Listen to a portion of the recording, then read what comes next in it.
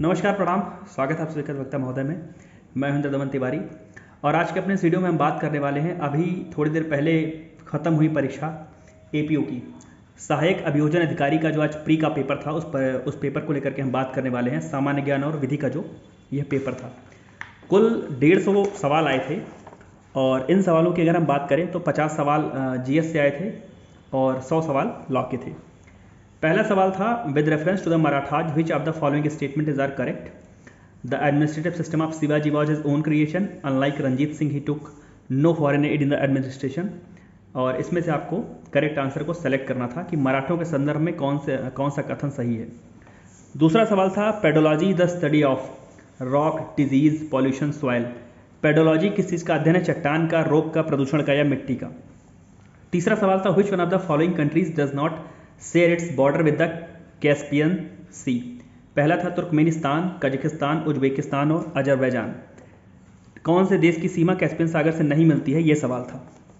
चौथा सवाल था कि निम्नलिखित में से कौन सी अफ्रीका की सबसे बड़ी झील है?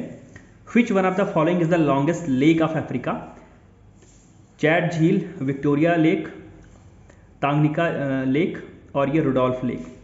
पांचवा सवाल था, which of the following countries has successfully test fired the world's most powerful intercontinental ballistic missile Sarmat in April 2022। दुनिया की सबसे शक्तिशाली अंतर महाद्वीपीय बैलिस्टिक मिसाइल सरमत का सफलतापूर्वक परीक्षण किस देश ने अप्रैल 2022 में किया था? संयुक्त राज्य अमेरिका, ईरान, उत्तरी कोरिया या रूस ने। छठा सवाल जो था वो था, which one of the following pairs is correctly matched? Redox reaction, extensive property, intensive property, total energy of universe is constant. ये आपके ऑप्शंस थे जिसको करेक्टली कौन सा मैच कर रहा है, ये वाली चीज़ पूछी गई थी। और इसमें ये जो सवाल था इसमें आपके थे reductions only, density, volume, first law of dynamics. अगला सवाल था, with reference to Pushyamitra Shunga which of the following statement is are correct? और इसमें था कि commander Pushyamitra Shunga killed Brihadratha, he performed 20 Ashwamedha sacrifices after defeating Yavanas. Pushyamitra Shunga के संदर्भ में निम्नलिखित कथनों में से कौन सा सही है? सेनापति पुष्यमित्र शुंग ने बृहद्रथ की हत्या की थी। यवनों को पराजित करने के बाद उसने 20 अश्वमेध यज्ञ किए। अगला सवाल था, the date for the adoption of constitution mentioned in the preamble to the constitution. किस तारीख को भारत के संविधान के उद्देशिका में अंकित किया गया है स्वीकृति के तारीख के रूप में? अगला सवाल था, who propose the resolution on non cooperation movement in the annual session of the Congress held in December 1920 Nagpur. किसने दिसंबर 1920 में नागपुर में वार्षिक कांग्रेस अधिवेशन में असहयोग आंदोलन में संबद्ध प्रस्ताव रखा? महादेव देसाई, राजेंद्र प्रसाद, सीआर दास, उपरोक्त में से कोई नहीं। अगला सवाल था, who among the following road the Aihole inscription. किसने एहोल अभिलेख की रचना की थी? ऊषावादात, हरिशेड़, मिहिर सेन और रवि कीर्ति आपके ऑप्शंस थे। अगले सवाल की बात करें तो जो आपका 11वां सवाल था, यहाँ पे असर्शन रीजन वाला सवाल था कि genetics is study of pattern of inheritance and variation of characters from parents to offspring. और इसका रीजन था, inheritance is the process of transfer of characters from one to the next generation. इसमें आपको reason और assertion के आधार पे अपना जवाब देना था। अगला सवाल था लता मंगेशकर के विषय में। लता मंगेशकर, सी was the recipient of Dada Saheb Phalke award in 1989। और दूसरा आपका ऑप्शन था, C received Bharat Ratna from president doctor Pranab Mukherjee. इसमें से आपको सही जवाब पे टिक करना था। माउंट किलिमंजारो का सवाल आया था कि with reference to the Mount Kilimanjaro in Africa which of the following statement is are correct? It is highest mountain peak in Africa, it is situated on the equator. Mount Kilimanjaro के संदर्भ में कौन सा कथन सही है? यह Africa की सबसे ऊंची पर्वत चोटी है या भूमध्य रेखा पर स्थित है? और आपको नीचे दिए गए ऑप्शंस में से अपने जवाब देने थे। अगला सवाल था, the ocean tides are due to.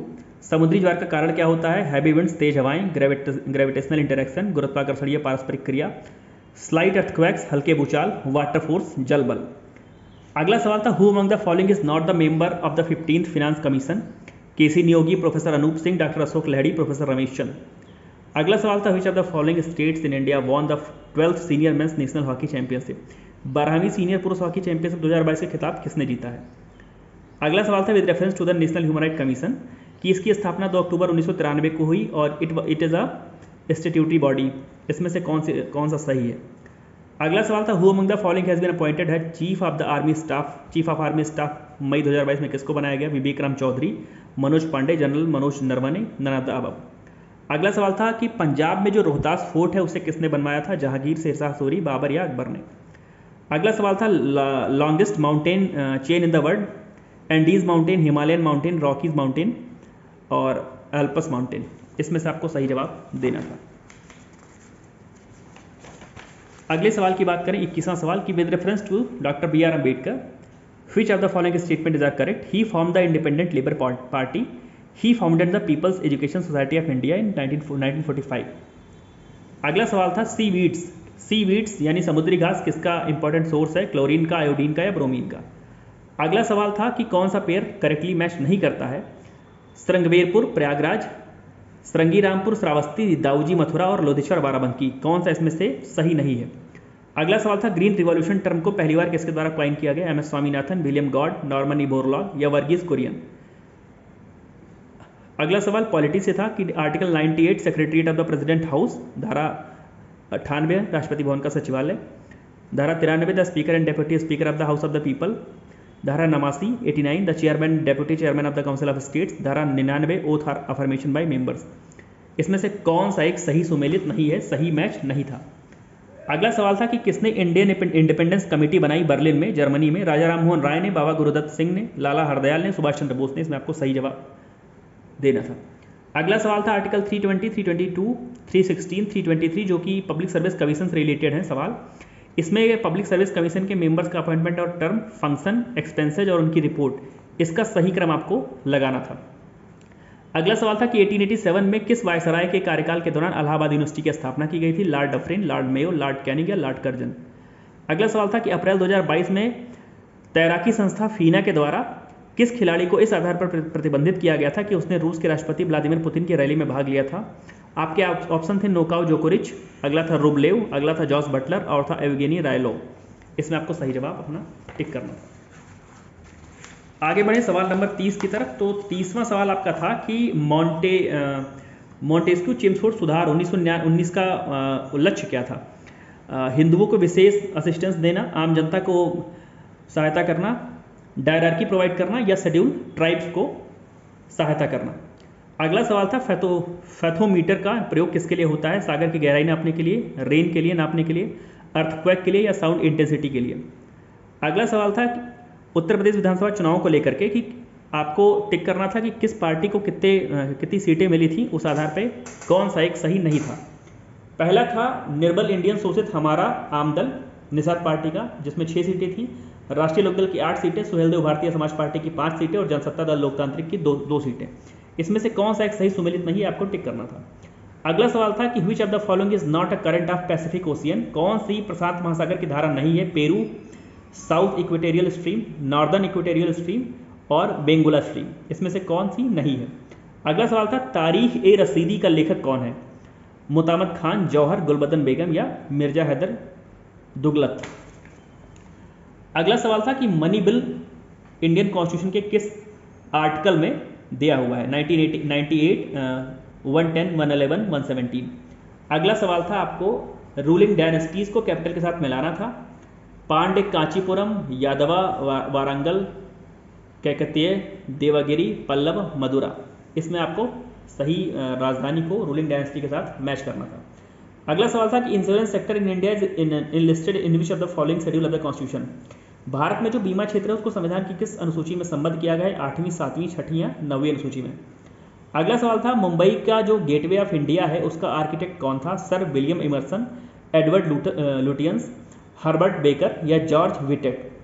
अगला सवाल था यूक्रेन की राजधानी कीव है जो वो किस नदी के किनारे स्थित है? डेसना नदी, नीपर, डेनिस्टर या टैटरियू। किस नदी के किनारे यूक्रेन की राजधानी बसी हुई?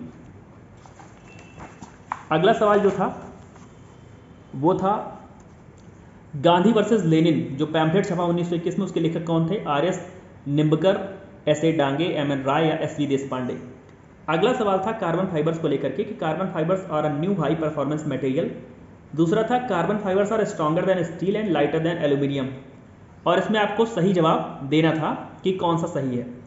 अगला सवाल था कि जो 16 महाजनपद की बात होती है, 6th सेंचुरी में 16 महाजनपद की जो बात होती है उसमें वो 16 महाजनपदों की सूची कहाँ मिलती है, किस जनग्रंथ में मिलती है? और इसमें इसमें जो ऑप्शंस थे वो था औपात्य सूत्र, भगवती सूत्र, निर्यावली सूत्र या वैवाहिक सूत्र। इसमें से कहाँ पे 16 महाजनपदों की आपको जानकारी मिलती है। किसने 1857 के रिवोल्ट को नेशनल अपराइजिंग कहा? किसने 1857 के विद्रोह को राष्ट्रीय विद्रोह कहा? सर जॉन आउटरन ने, टी.आर. होम्स ने, सर जॉन लॉरेंस ने या बेंजामिन डिज़रेली ने? अगला सवाल था कि with reference to birth rate, जन्म दर के संदर्भ में, which of the following statement is are correct? कौन सा स्टेटमेंट सही है या हैं? आपके ऑप्शंस थे urbanisation helps in reducing the birth rate, और अगला ऑप्शन था high literacy rate is directly related to low birth rate. आपको आपके करेक्ट आंसर यहाँ पे देने थे। अगला सवाल था who among the following won the Asian billiards title for the 8th time in March 2022? किसने एशियन बिलियर्ड्स टाइटल को 8वीं बार जीता 2022 में? पंकज आडवाणी, यासीन मर्चेंट, गीत सेठी और आदित्य मेहता आपके ऑप्शंस थे।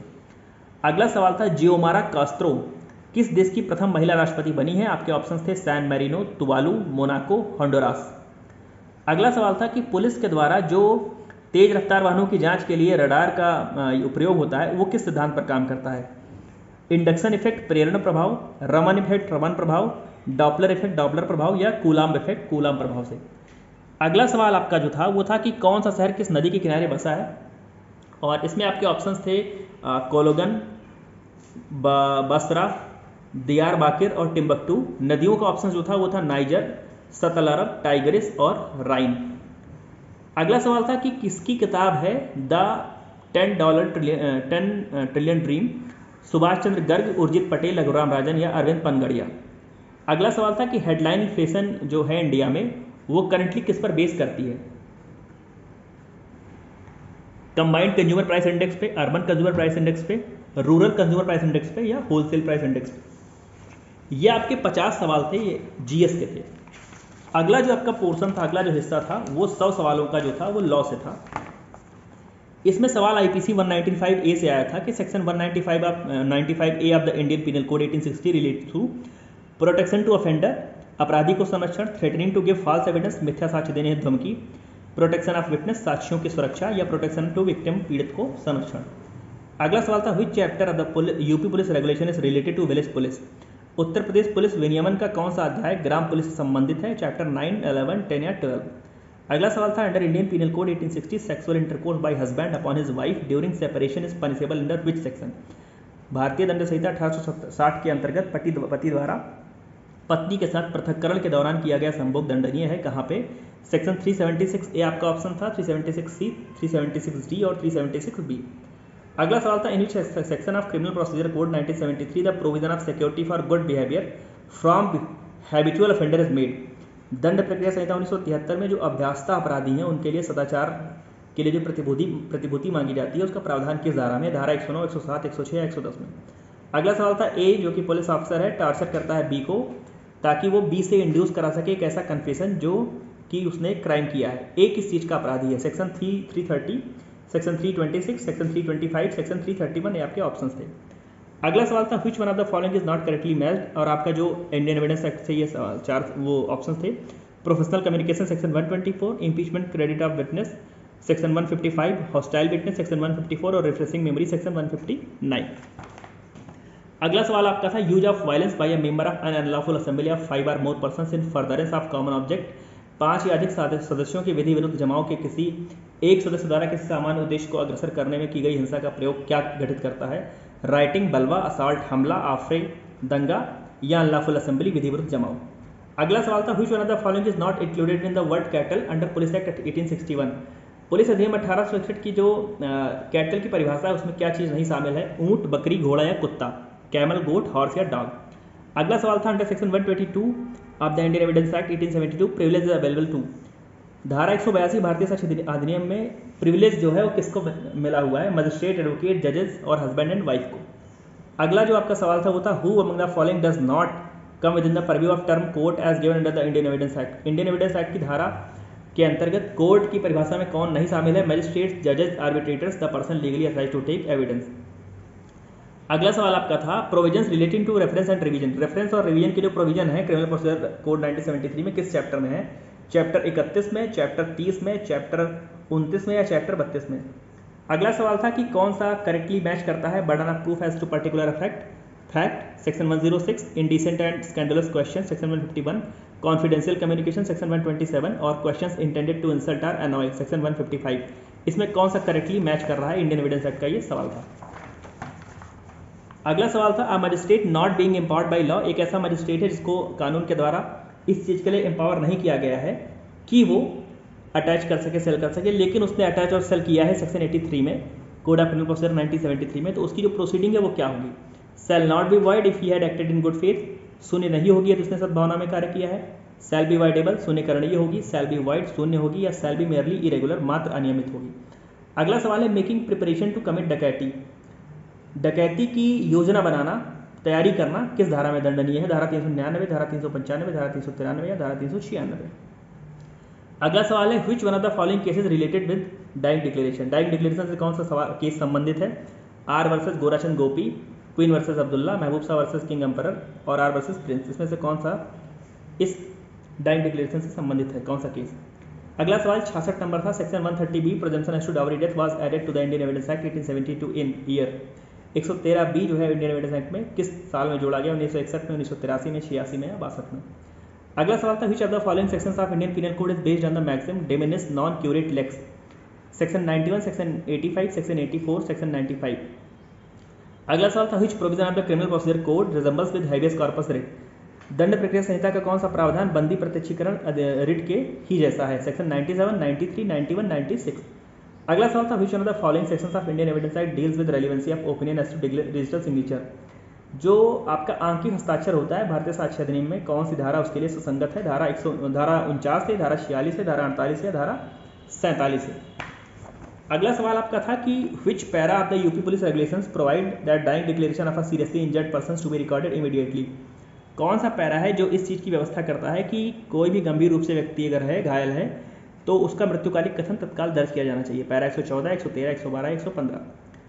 अगला जो सवाल था उसमें आपको मैच करना था, उसमें आपको ऑप्शंस मिले थे, attempt to commit culpable homicide section 351 IPC, attempt to commit suicide section 362, assault section 308, abduction 309, इसमें आपको मैच करना था सही।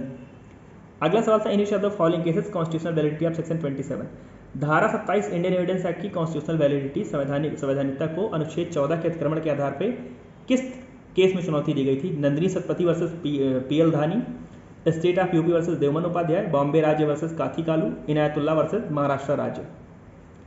अगला सवाल था कि when a search is required to be conducted outside India, दंड प्रक्रिया संहिता की धारा 166 का के अंतर्गत जब तलाशी भारत से बाहर करनी हो तो सीआरपी तो एक क्या जारी होगा? Letter of requisition, return order, search warrant या लेटर ऑफ रिक्वेस्ट? धारा 166 का सीआरपीसी की बात थी। अगला सवाल जो था वो 1973 कोड ऑफ क्रिमिनल प्रोसीजर से था कि विक्टिम कॉम्पनसेशन स्कीम कहाँ पे दी हुई है? Section 357A, 437A, 436A, 105B आपके ऑप्शंस थे। अगला सवाल इंडियन एविडेंस एक्ट से था, आपको मैच करना था, refreshing memory, dying declaration, leading questions, hostile witness, आपके ऑप्शंस थे सेक्शन 159, 154, 32(1), सेक्शन 141।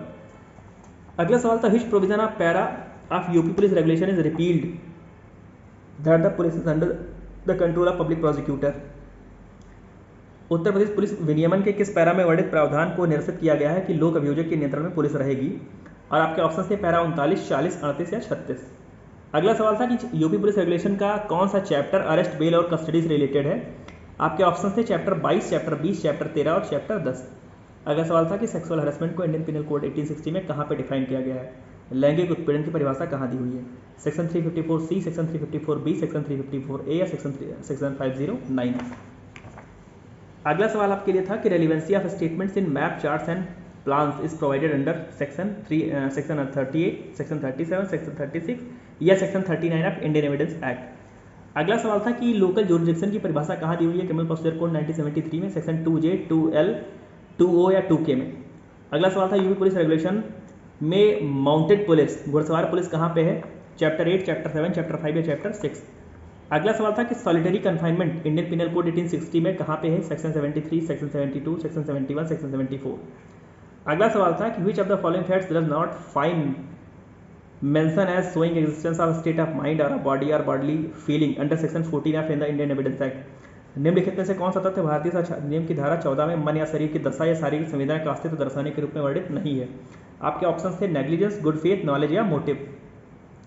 अगला सवाल था कि किसके पास सेक्शन 433 सीआरपीसी में पावर है कि वो किसी सेंटेंस को कम्यूट कर सके, लघुकरण कर सके, high court, president of India, supreme court या एप्रोप्रिएट गवर्नमेंट।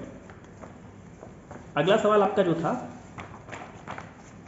वो था which of the following is correctly matched, और आपके ऑप्शन थे fabricating false evidence section 192, harbouring offender section 52A, public nuisance section 267, affray section 146 IPC. R versus लमले का केस Indian evidence act में किस धारा के लिए सुसंगत है, सेक्शन के लिए सेक्शन 106, 105, 102 या 107। अगला सवाल आईपीसी से था कि A finds a valuable ring not knowing to whom it belongs, A sells it immediately without attending to discover the owner, A has committed what. आपके ऑप्शंस थे dishonest misappropriation of property, attempt to theft या no offence. अगला सवाल था under which section of the criminal procedure code proclamation can be issued for a person absconding. दंड प्रक्रिया संहिता की किस धारा के अंतर्गत किसी व्यक्ति के लिए उद्घोषणा जारी की जा सकती है, 81, 82, 83 या 80 में। अगला सवाल था which one of the following sections deals with power of special police officers under the Police Act 1861। Police अधिनियम 1861 की कौन सी धारा विशेष पुलिस अधिकारियों की सख्ती से संबंधित है, धारा 19, धारा 18, धारा 17 या धारा 20। अगला सवाल था एडल्टरेशन ऑफ ड्रग्स, दवाओं में मिलावट कहाँ पे दंडनीय है आईपीसी में, सेक्शन 274, 273, 272 या 275। अगला सवाल था which one of the following kinds of jurisdiction is not provided under section 41 of the Indian evidence act 1872। भारतीय साक्ष्य अधिनियम 1872 की धारा 41 में निम्न में से किस प्रकार की अधिकारिता का उल्लेख नहीं किया गया है, पहला था इंसॉल्वेंसी, दूसरा था एडमिरल्टी, तीसरा था रेवेन्यू, चौथा था ऑप्शन प्रोबेट। अगला सवाल आपका 92 था under section 459 of criminal procedure code code amendment act 2005 substituted the words, धारा 459 में सीआरपीसी में 10 रुपए के बजाय क्या जोड़ा गया, 100 रुपए, 1000 रुपए, 200 रुपए, 500 रुपए या 2000 रुपए आपके ऑप्शंस थे। अगला सवाल था who can issue a search warrant in respect of postal और टेलीग्राफ अथॉरिटी, डाक या तारघर की तलाशी के लिए वारंट कौन जारी कर सकता है, पहला था option any revenue court of competent jurisdiction, दूसरा ऑप्शन था any sale court of competent jurisdiction, अगला आपका ऑप्शन था डिस्ट्रिक्ट मजिस्ट्रेट ऑफ और चीफ जुडिशियल मजिस्ट्रेट या ओनली हाई कोर्ट आपका अंतिम ऑप्शन था।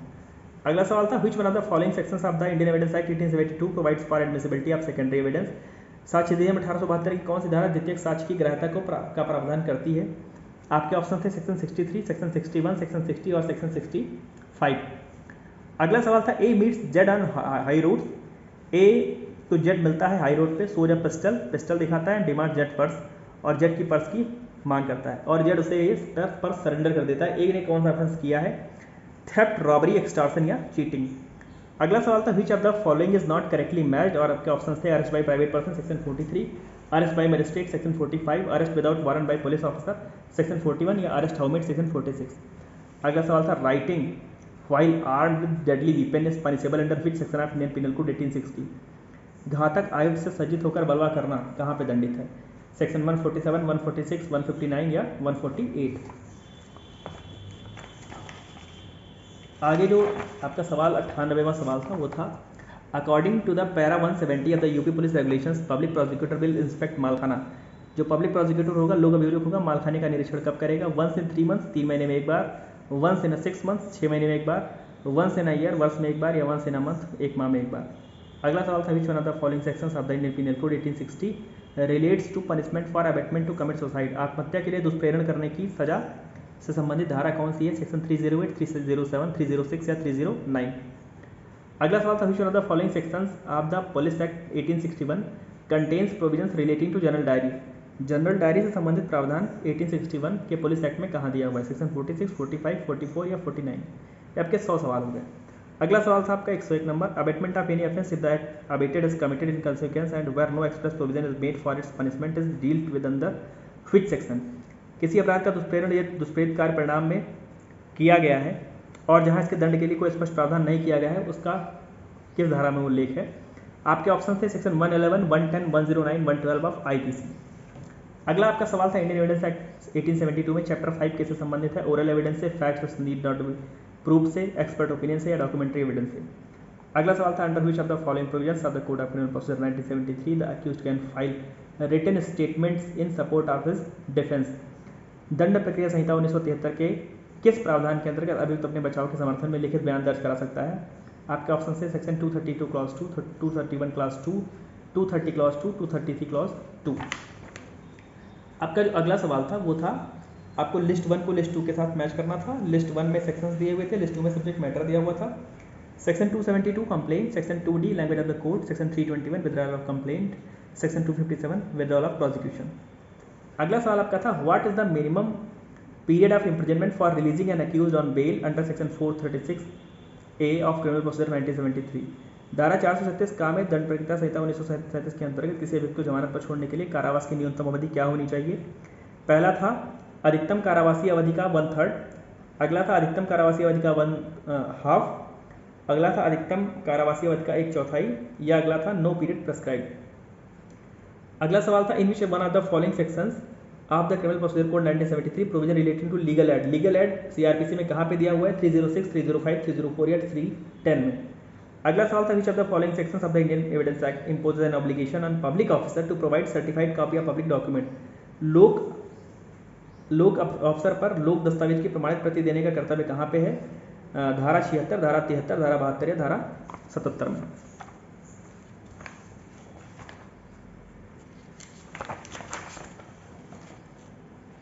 अगला सवाल था promoting enmity between different groups on the ground of religion is punishable under which section of Indian penal code 1860। धर्म के आधार पर विभिन्न समूहों के बीच शत्रुता को बढ़ावा देना भारतीय दंड संहिता 1860 की किस धारा के अंतर्गत दंडनीय है? धारा 153 का, धारा 153 का, धारा 153, धारा 153 खा। अगला सवाल था which one of the following sections of the Indian evidence act 1872 says facts admitted not to be proved. भारतीय साक्ष्य अधिनियम 1872 की कौन सी धारा कहती है कि स्वीकृत तथ्यों को साबित करने की आवश्यकता नहीं होती है? और इसके लिए आपके ऑप्शंस जो थे वो थे सेक्शन 58, सेक्शन 56, सेक्शन 55, सेक्शन 18 और सेक्शन 21।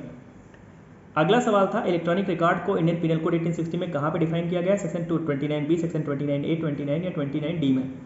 अगला सवाल था which of the following sections of the Indian evidence act 1872 is not related with the criminal matters. कौन सी धारा जो है साक्ष्य अधिनियम 1872 की आपराधिक मामलों से संबंधित नहीं है? आपके ऑप्शन थे धारा 23, धारा 133, धारा 27 या धारा 53। अगला सवाल था which of the following is not correctly matched. कौन सा इसमें से सही सुमेलित नहीं है? Counterfeit section 21, 28, wrongful loss section 24, wrongful gain section 23 या पनिशमेंट सेक्शन 53 आईपीसी। अगला सवाल था which section of the Police Act 1861 deals with power of district superintendent of police to regulate the volume of music on the roads on the occasion of festival. त्योहारों के समय road पर बजने वाले संगीतों को नियंत्रित करने की जो शक्ति है पुलिस अधिनियम 1861 के अंतर्गत वो कहाँ पे है? और आपके ऑप्शन थे section 30 clause 4, section 27 clause 2, section 15A clause 4, section 16 clause 3। अगला सवाल था which of the following has a power to withdraw a case under section 409 of the criminal procedure code 1973। किसके पास दंड प्रक्रिया संहिता 1973 की धारा 409 के अंतर्गत मामले को वापस लेने की शक्ति है? आपके ऑप्शन थे high court, supreme court, judicial magistrate या सेशन जज। अगला सवाल आपके लिए था द टर्म वॉलंटरली स्वेच्छा को आईपीसी में कहाँ परिभाषित किया गया है? सेक्शन 30, सेक्शन 24, सेक्शन 39 या सेक्शन 25। अगला सवाल था एक अपराध का अभियुक्त अपने बचाव के संबंध में एक सक्षम साक्षी होगा, कॉम्पिटेंट विटनेस होगा। सीआरपीसी में कहाँ दिया हुआ है? 315, 313, 312 या 316 में। अगला था किसी बलात्कार की पीड़िता की पहचान का प्रकटीकरण करना, disclosure of identity of victim of rape कहाँ पनिशेबल है? सेक्शन 229, 228A, 228B या 229A। अगला सवाल था कि पब्लिक प्रोसिक्यूटर के नाम पैनल का नाम जो है वो कौन घोषित करेगा? आपके ऑप्शन थे district magistrate in consultation with session जज, डिस्ट्रिक्ट मजिस्ट्रेट या डिस्ट्रिक्ट सप्लाई ऑफिसर। अगला सवाल था जो आपको लिस्ट को मैच करना था और इसमें केस लॉज के साथ मैच करना था। जैसे आपका था insanity as a defence, Barendra Kumar versus emperor, common intention R versus मैग्नेटन, necessity Vishwanath versus state of UP और private defence R versus Dudley and Stephen से आपको जो रेलिवेंट केस लॉज थे उसको मैच करना था। अगला सवाल आपका था under which section of Indian evidence act 1872 जज power to put questions or order to production of any document is provided. 1872 भारतीय साक्ष्य अधिनियम के अंतर्गत न्यायाधीश के पास शक्ति जो है किसी प्रकार के दस्तावेज को पेश करने का आदेश देने की कहाँ पे है? 163, 164, 165 या 162 में। अगला सवाल था under which of the following sections of criminal procedure code 1973 the accused shall be supplied the copy of police report and other documents by the magistrate. Accuse को पुलिस रिपोर्ट की कॉपी और अन्य दस्तावेजों की कॉपी मजिस्ट्रेट के द्वारा जो उपलब्ध कराई जाएगी इसका प्रावधान किस धारा में दिया गया है? धारा 210, धारा 205, 207 या 209 में। अगला सवाल था पेनाल्टी फॉर हार्बरिंग रॉबर्स और डकैत लुटेरे या डकैतों को संश्रय देने के लिए जो शास्ति है, जो आपको दंड मिलता है, कहाँ मिलता है? सेक्शन 216A, 216, 215A या 217। अगला सवाल था कि पुलिस एक्ट 1861 में विलेज पुलिस ऑफिसर से रिलेटेड सेक्शन कौन सा है? इसमें आपके ऑप्शन थे 22 सेक्शन, सेक्शन 21, सेक्शन 20, सेक्शन 23।